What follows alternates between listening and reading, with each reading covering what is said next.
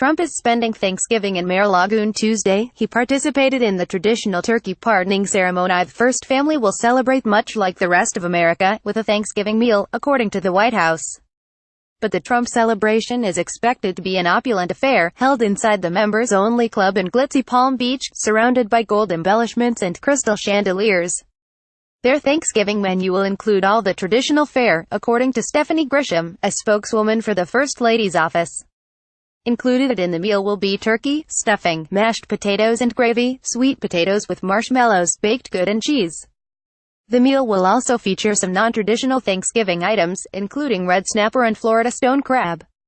Last Thanksgiving, the Trumps dined on a total of 24 dishes featuring everything from the holiday's traditional fare, such as roasted turkey and pumpkin pie, to an extravagant chilled seafood display and chef-carved leg of lamb and grilled diver scallops, per reporters traveling with Trump at the time.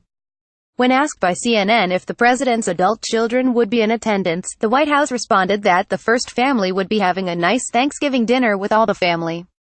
While there are certain annual presidential Thanksgiving customs, such as pardoning a turkey and indulging in food with family, Trump's predecessors also had their own unique traditions for celebrating the holiday. President Barack Obama opted to spend most Thanksgivings with his family in their upstairs residence at the White House, where Obama's favorite dessert pie was always abundant, in at least 6 different flavors. The Obama family also spent some Thanksgivings volunteering at shelters and serving food to the homeless and at-risk veterans. President George W. Bush spent his Thanksgivings in office at both Camp David and his Crawford, Texas, ranch with his family. The Bushes preferred a more southern menu, featuring turkey with giblet gravy, Prairie Chapel base, cornbread and mashed sweet potatoes with maple syrup and chipotle peppers. One agenda item for every former commander-in-chief's holiday is to give thanks to U.S. troops serving abroad, whether in phone calls or in person.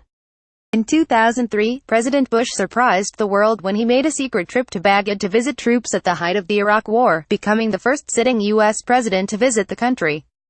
"I was just looking for a warm meal somewhere," Bush joked to the troops in 2003, adding, "I can't think of a finer group of folks to have dinner with." In other years, Bush and Obama both spent time during their holiday to call troops serving abroad, usually at least 1 or 2 from every military branch. President Trump will also take time from his holiday to thank troops serving abroad Thursday, calling members of the military in Afghanistan, Iraq, on the USS Monterey, and in Turkey and Bahrain, the White House said. Trump also announced on Twitter that he will also visit the Coast Guard quarters nearby in Florida.